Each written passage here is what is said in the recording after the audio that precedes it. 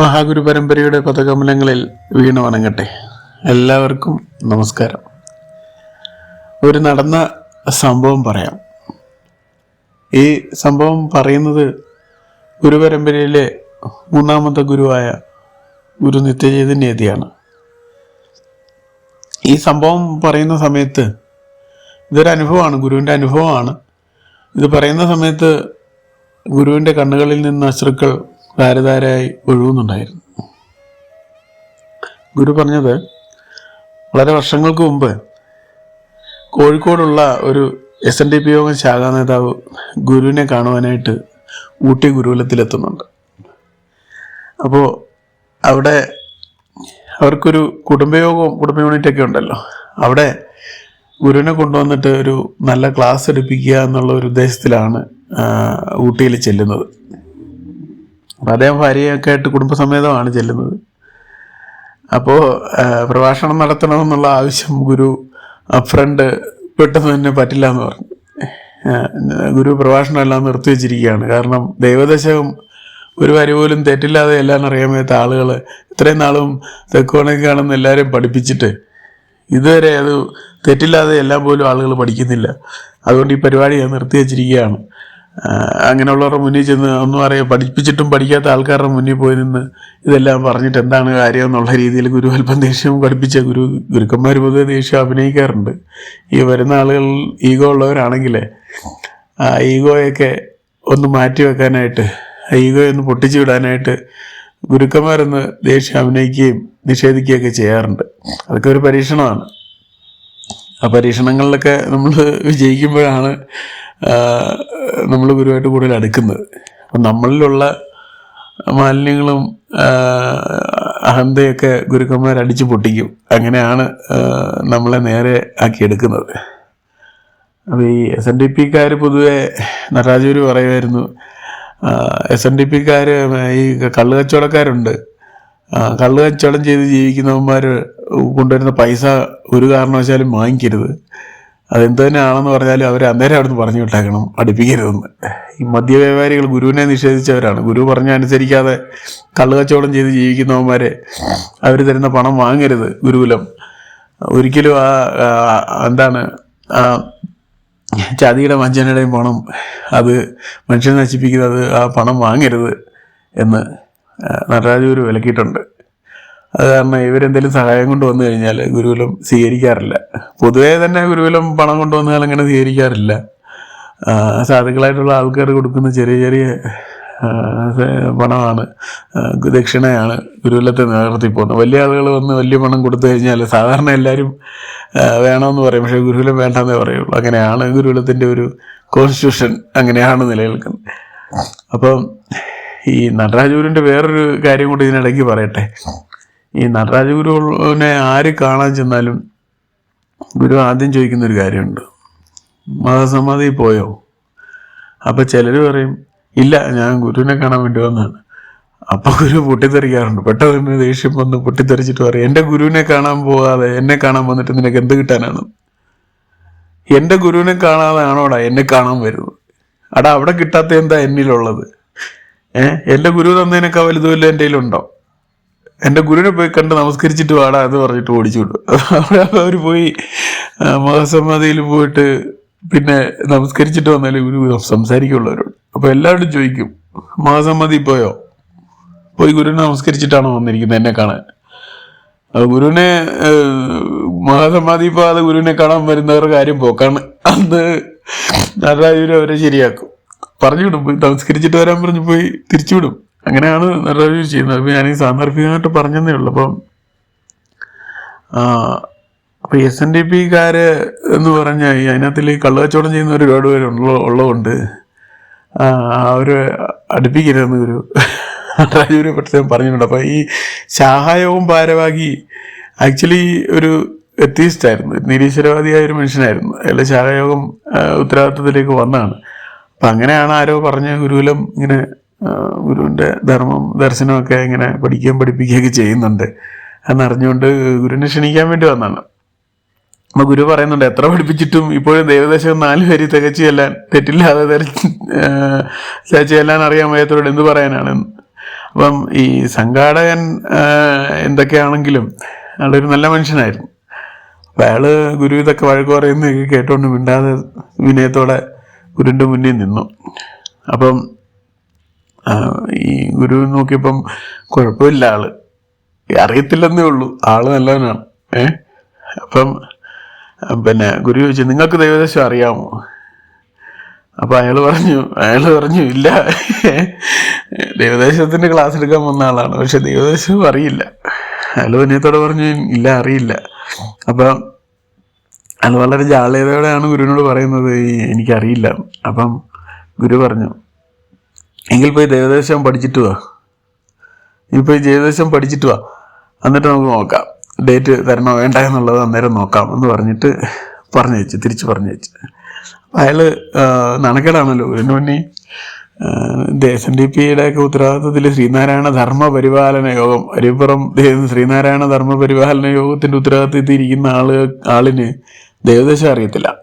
അത് നിങ്ങൾ ചിലപ്പോൾ ചില വീഡിയോ കണ്ടിട്ടുണ്ടാകും, ഈ കോൺഗ്രസ്സുകാർ നടത്തിയ ചില മീറ്റിങ്ങുകളിൽ നല്ല കതറ് കഞ്ഞവെള്ളമൊക്കെ മുക്കി വടി പോലാക്കി കതറൊക്കെ ഇട്ടുകൊണ്ട് വന്നിട്ട് ചില ആൾക്കാർ ജനഗണമനെ എല്ലാം പോലും അറിയാൻ നിൽക്കുന്ന വീഡിയോസൊക്കെ നിങ്ങൾ കണ്ടിട്ടുണ്ടാകും. അതേപോലെയുള്ളൊരവസ്ഥയാണ്.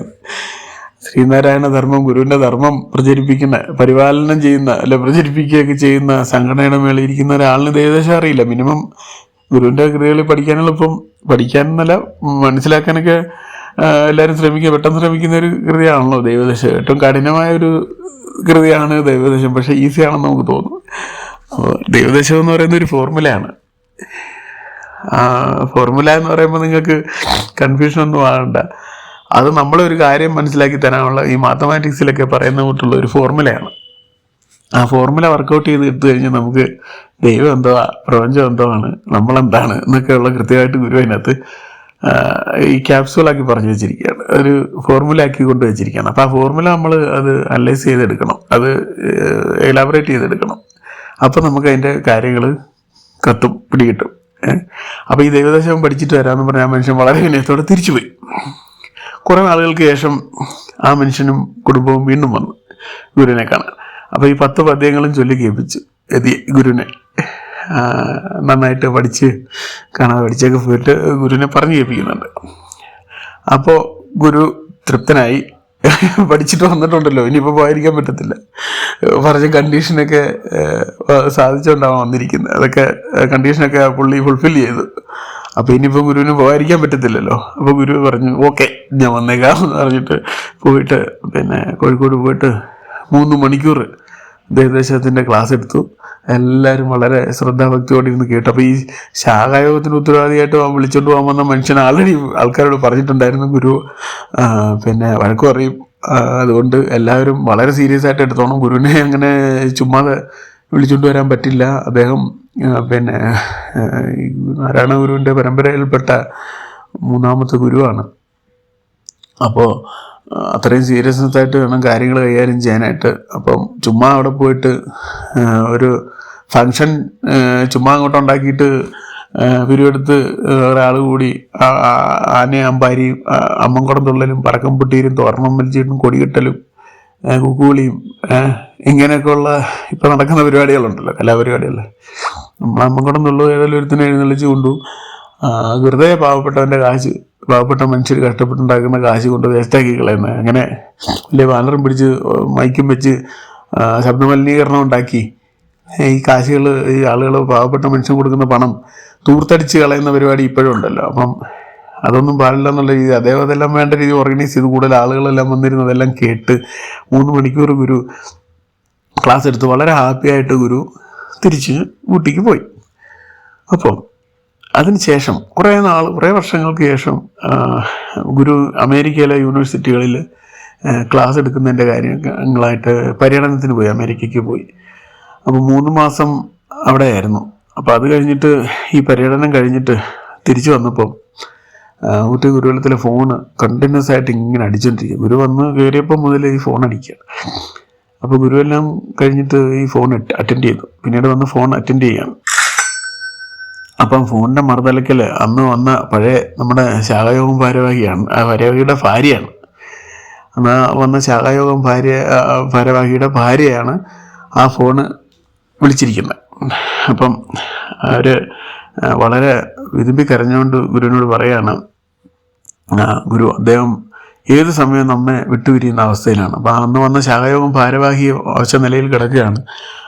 എത്രയും പെട്ടെന്ന് പോവുക, മരിച്ചു പോകും ആ ഒരു അവസ്ഥയിലാണ് അദ്ദേഹം. അപ്പം അവസാനമായിട്ട് ഗുരുവിനോടൊന്ന് സംസാരിക്കണമെന്നുള്ള ആഗ്രഹം പറയാൻ തുടങ്ങിയിട്ട് ഒരാഴ്ചയായി. അദ്ദേഹത്തിന് ഈ ശാഖയോഗം ഭാരവാഹിക്ക് ഗുരുവിനോടൊന്ന് സംസാരിക്കണം അവസാനമായിട്ട്. അപ്പം അങ്ങനെ അവസാനമായിട്ട് സംസാരിക്കാൻ വേണ്ടിയാണ് ഈ വിളിച്ചുകൊണ്ടിരിക്കുന്നത്. പക്ഷേ ആ ഗുരു ഇല്ലല്ലോ അവിടെ. അപ്പം അത് പറഞ്ഞിട്ട് അവർ വിതുമ്പി കരഞ്ഞുകൊണ്ട് പെട്ടെന്ന് തന്നെ ഞാൻ അദ്ദേഹത്തിന് ഫോൺ കൊടുക്കാമെന്ന് പറഞ്ഞിട്ട് പെട്ടെന്ന് ഫോൺ കൊണ്ടുവന്ന് ഈ വളരെ അത്യാസന്ന നിലയിൽ കിടക്കുന്ന അമ്മയുടെ ഭർത്താവിന് കൊടുക്കുകയാണ്. ശാഖയോഗം, പഴയ ശാഖയോഗം യുക്തിവാദിയായിരുന്ന ആ ശാഖയോഗം ഭാരവാഹിക്ക് ഈ ഫോൺ കൈമാറുകയാണ്. അപ്പോൾ പെട്ടെന്ന് ഫോൺ കൊടുത്തു. അപ്പം മറുതലയ്ക്കിൽ ഫോണ് ഇങ്ങനെ കൊടുത്തതുമല്ല, അർത്ഥഗാംഭീര്യത്തോടെ, അർത്ഥഗഹനതയോടെ ദൈവദശകം ഇങ്ങനെ ഒഴുകുകയാണ്. അപ്പം ആ ശാഖയോഗം ഭാരവാഹി മരണ കിടക്കയിൽ കിടന്നുകൊണ്ട് പൂർണ്ണമായ ദൈവദശകത്തിൻ്റെ അർത്ഥം മനസ്സിലാക്കിയ ഒരു വ്യക്തി എങ്ങനെ ദൈവദശം ചെല്ലുമോ ആ ഒരു ഗഹനതയോടുകൂടി ദൈവദശം ഇങ്ങനെ ഒഴുകുകയാണ് ആ മനുഷ്യൻ്റെ കണ്ടത്തിൽ നിന്ന്. ആഴമേറും നിൻ മഹസ്സാം ആഴിയിൽ ഞങ്ങളാകവേ ആഴണം വാഴണം നിത്യം, വാഴണം വാഴണം സുഖം എന്ന് പാടി ആ ശബ്ദം നിലയ്ക്കുകയാണ്. അയാൾ അന്ത്യാഭിലാഷം സാധിച്ച തൃപ്തിയോടെ മടങ്ങി. അവിടെ വെച്ച് ആ മനുഷ്യൻ മരണപ്പെട്ടു പോവുകയാണ്. അപ്പോൾ ഈ മരണം സംഭവിച്ചു കഴിഞ്ഞിരിക്കുന്നു. പക്ഷേ ഈ മനുഷ്യൻ ഈ ഗുരു നിത്യ ദൈവദശകം പാടി കേൾപ്പിക്കാൻ സാധിക്കും വരെ മരണത്തിന് പട്ടിക്ക് പുറത്ത് നിർത്തിയിരിക്കുകയാണ്. മരണത്തെ അദ്ദേഹത്തിലേക്ക് വരാതെ ആ ദൈവദശകം ആ ഗുരുവിനെ പാടി കേൾപ്പിക്കുവാനായിട്ട് ചൊല്ലി കേൾപ്പിക്കാനുള്ള ആ ഒരു അന്ത്യാഭിലാഷം സാധിക്കുന്നിടം വരെ മരണത്തെ പടിക്ക് പുറത്ത് മാറ്റി നിർത്തിയിരിക്കുകയായിരുന്നു. അപ്പോൾ ആ മനുഷ്യൻ അന്ന് ഗുരുവിനെ കാണാൻ പോയ സമയത്ത് ആ ഗുരുവിൻ്റെ ഉപദേശം സ്വീകരിച്ച ആ നാൾ മുതൽ ആ മനുഷ്യൻ്റെ ഉള്ളിൽ വരുത്തിയ പരിവർത്തനങ്ങൾ വളരെ വലിയ പരിവർത്തനങ്ങളായിരുന്നു. ശാഖയോഗ ഭാരവാഹിയാണ്, നിരീശ്വരവാദിയായിരുന്നു. എന്നാലും ആ മനുഷ്യൻ ദൈവദശകത്തിലൂടെ ആ മനുഷ്യന് തിരിച്ചറിവുണ്ടാകുകയായിരുന്നു. അങ്ങനെ ആ മനുഷ്യൻ അടിമുടി മാറി അദ്ദേഹത്തിൻ്റെ ജീവിതത്തെ മുഴുവൻ മാറ്റിമറിച്ച് യതിയുടെ ഒരു നിത്യചൈതന്യതയുടെ ഒരു ചോദ്യം, നിങ്ങൾക്ക് ദൈവദശകം അറിയുമോ, ഒന്ന് ചെല്ലാമോ തെറ്റില്ലാതെ എന്ന് ചോദിച്ച ആ ചോദ്യം, അറിയില്ല എന്നുള്ള മറുപടി, ആ ഒരു മറുപടി, ആ ഒരു നിമിഷം ആ മനുഷ്യൻ്റെ ജീവിതത്തിൽ അടിമുടി അന്ന് മുതൽ മാറി അദ്ദേഹം വേറൊരാളായിട്ട് മാറുകയായിരുന്നു. അപ്പോൾ അങ്ങനെ ഈ ദൈവദശകം തൻ്റെ ഗുരുവിനെ ചൊല്ലിക്കേൾപ്പിക്കുവാനായിട്ട് ഉള്ള അദമ്യമായ ആഗ്രഹത്താൽ മൃത്യുവിനെ പോലും പടിക്ക് പുറത്ത് നിർത്തിയ ആ സംഭവം വർഷങ്ങൾക്ക് ശേഷം ഗുരു ഒരു പ്രഭാഷണ വേദിയിലാണ് ഈ കഥ പറയുന്നത്. ഗുരു തന്നെ പറഞ്ഞ കഥയാണിത്, സംഭവമാണ്. അപ്പോൾ അത് പറയുമ്പോൾ ഗുരുവിൻ്റെ കണ്ണുകളിൽ നിന്ന് ഇങ്ങനെ അശ്രുധാരകൾ ഇങ്ങനെ ഒഴുകുന്നുണ്ടായിരുന്നു. അപ്പോൾ ആ കണ്ണീർ കണം ഗുരുവിൻ്റെ കണ്ണിൽ നിന്നൊഴുകുന്നു, എൻ്റെ കണ്ണിൽ നിന്നൊഴുകുന്നു.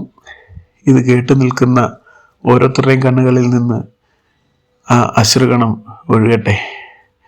ദൈവദശകം ഗുരു നമുക്ക് തന്ന തങ്കം.